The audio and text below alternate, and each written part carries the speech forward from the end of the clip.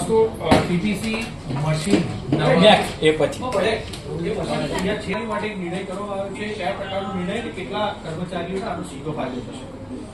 મહાનગરપાલિકાની અંદર 24,000 જેટલા રેગ્યુલર કર્મચારીઓ અને 17,000 જેટલા જે પેન્શનરો છે, તો એક આજની સ્ટેન્ડિંગ કમિટીમાં તાકીદના કામમાં એક નિર્ણય કરવામાં આવ્યો છે કે એ લોકો જ્યારે બીમાર પડે ત્યારે એસવીપી હોસ્પિટલમાં આપણે વાત કરીએ કે સારવાર માટે આપણે કેશલેસ સારવારનો એ લોકોને લાભ મળશે. પરિણામે પહેલા રિએમ્બર્સ કરવામાં આવતો હતો, પહેલા એડવાન્સમાં રૂપિયા ભરવામાં આવતા હતા અને ત્યાર પછી એનો બેનિફિટ મળતો હતો.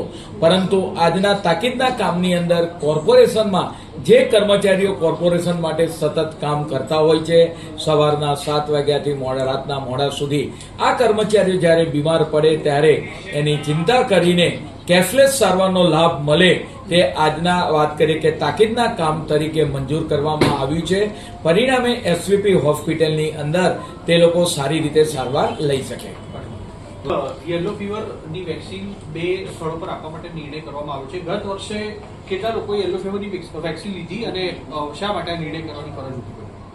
અમદાવાદ મહાનગરપાલિકાની અંદર યલો ફીવરની રસી જે લોકો આફ્રિકા દેશોમાં જતા હોય છે એ લોકો આ યલો ફીવરની રસી લેવી કમ્પલસરી છે.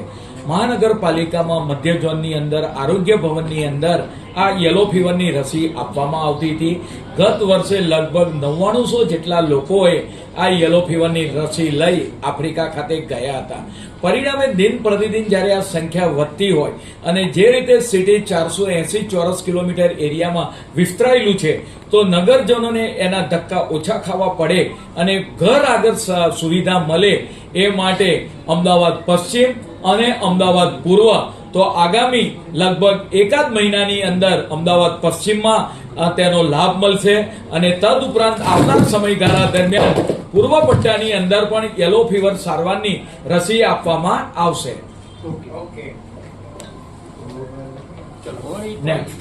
હોળીનો તહેવાર નજીક આવ્યો છે, કોર્પોરેશનનું આયોજન છે વૈદિક હોળી, લોકો વધુમાં વધુ તેનો ઉપયોગ કરે.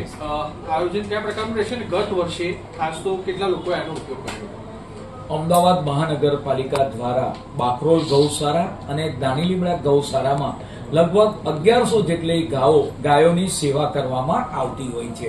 પરિણામે તેમના ગોબરમાંથી એ ડમ્પ સાઇટ પર ના થાય એ માટે ગત વર્ષથી એને રિસાયકલ કરી અને રીયુઝ કઈ રીતે કરી શકાય, દેશના વડાપ્રધાનનો જે સંકલ્પ છે R3 એટલે રિડ્યુસ, રિસાયકલ એન્ડ રીયુઝ.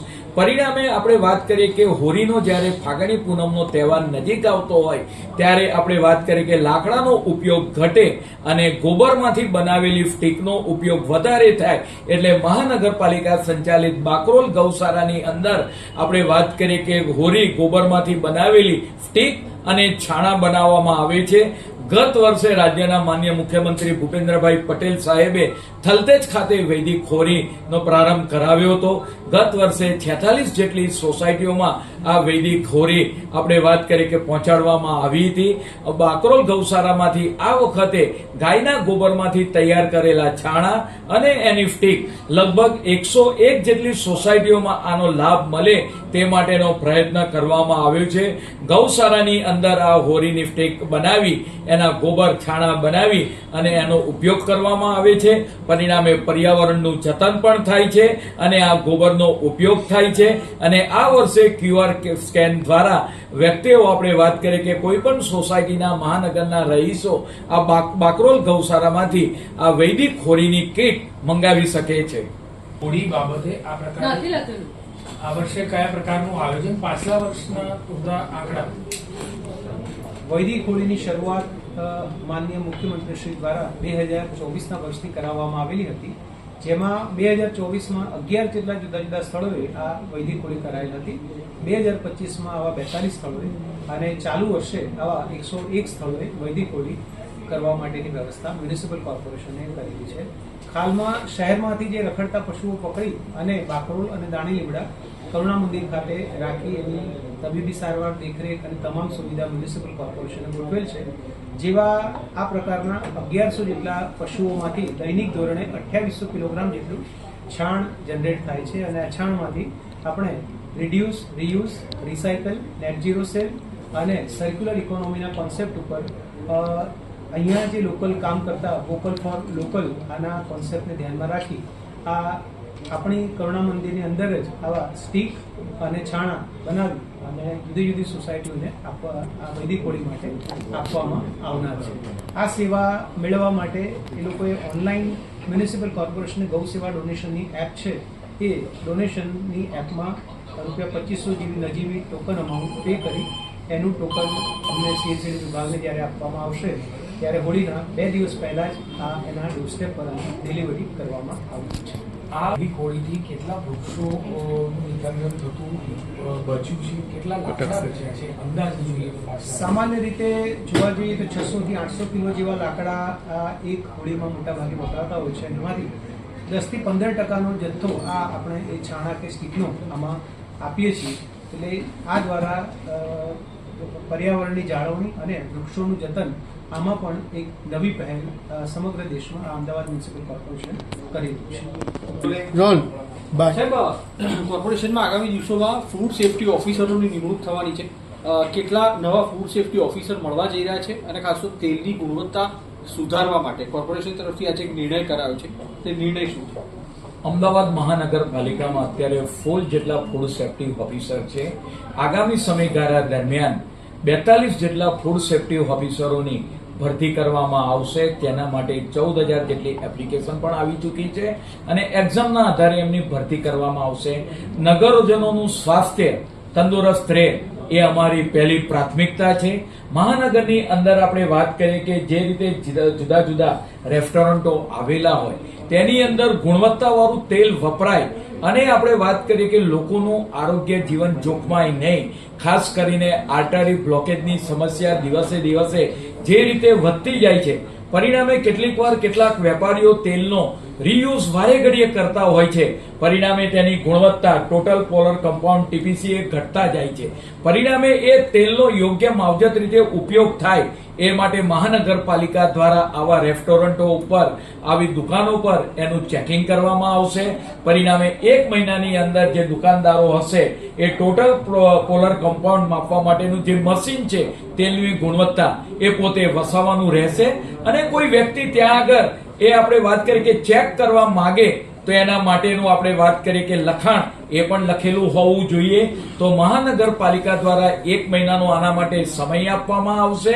તદુપરાંત જે મોટા વેપારી છે જે રોજનું 50 લીટર કરતા વધારે તેલનો ઉપયોગ કરે છે તે લોકોએ આ કમ્પલસરી મશીન વસાવવાનું રહેશે અને જે છૂટક વેપારીઓ છે કે જ્યાં આગળ નાની લારી પર લોકો સવારના પોરમાં નાસ્તો, તરેલું ખોરાક ખાતા હોય છે, એની પણ તેલની ગુણવત્તા સારી સચવાય એ માટે મહાનગરપાલિકાના ફૂડ સેફ્ટી ઓફિસરો પોતે મશીન લઈ એની ગુણવત્તા તપાસશે અને પરિણામે જો તેલ એ વાત કરીએ કે ઉપયોગ કરવા લાયક નહીં હોય તો એના માટે વાત કરીએ કે એનો નાશ કરવામાં આવશે. તદુપરાંત એ તેલ જ્યારે તર્યા પછી ભારત સરકાર માન્ય કેટલીક એજન્સી છે આ તેલ દર અઠવાડિયે તેનું કલેક્ટ કરે અને એનું પણ એને વળતર મળે.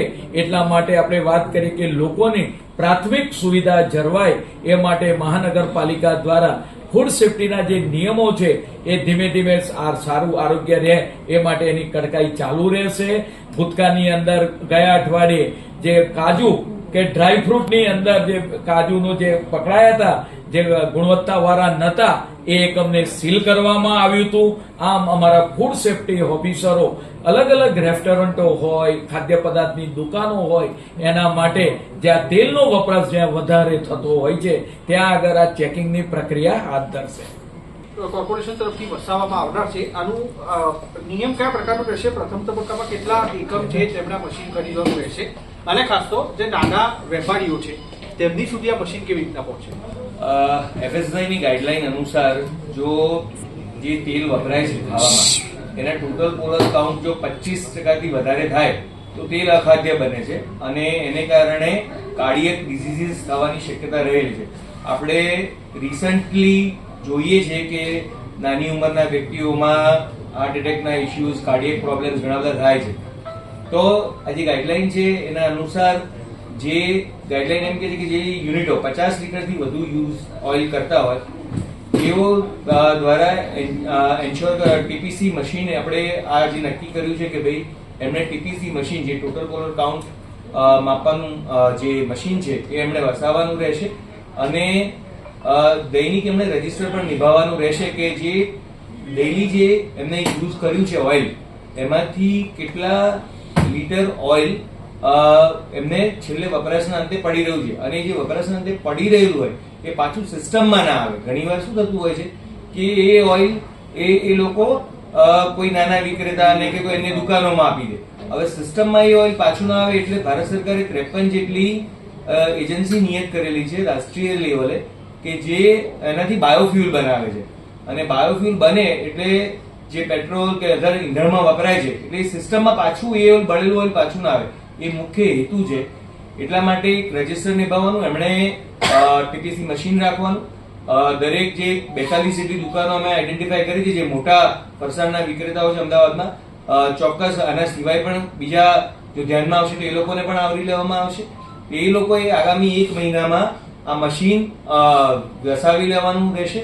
દુકાન આગળ જો કોઈ પબ્લિકને લાગે કે ભાઈ એમની ગુણવત્તામાં ઇસ્યુ છે તો પબ્લિક સામે જો વસ્તુ તળાવતી હોય, ગરમ તેલમાં જ આ મશીનથી ચેકિંગ થાય છે તો પબ્લિકને પણ ચેકિંગ કરવું હોય તો એ બતાવવાનું રહેશે અને બળેલું ઓઇલનું એક રજીસ્ટર રાખવાનું અને જે તે એજન્સીને આપવાનું રહેશે. આ 42 માંથી લગભગ 13 જેટલા યુનિટોએ તો અમારા પ્રયત્નોને કારણે એ મશીન વસાવી લીધા છે, પણ હવે આપણે એમને 1 મહિનાની મુદત આપીએ છીએ કે આ મશીનો એ લોકો વસાવી લે.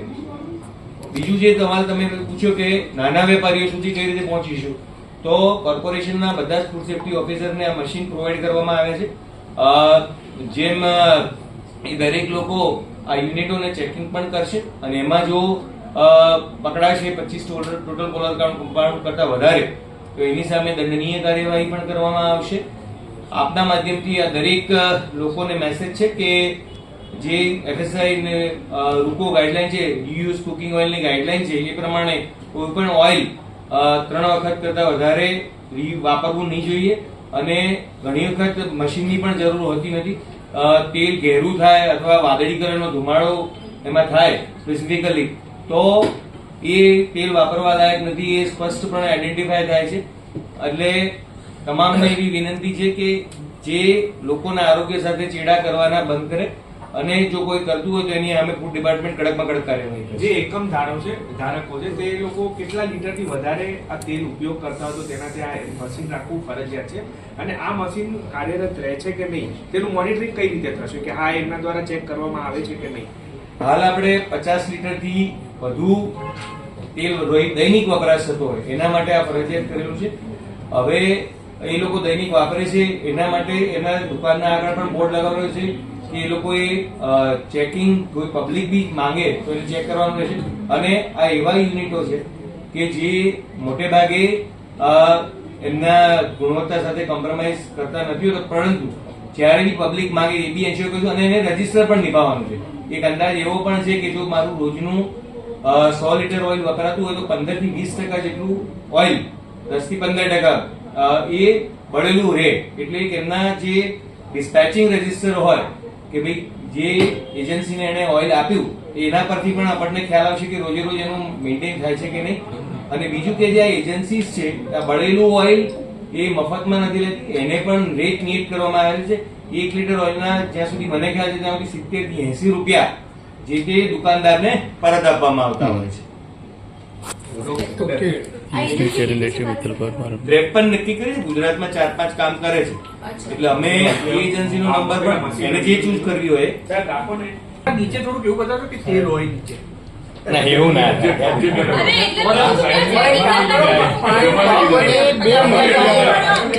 ઓઇલનો વિડીયો હોય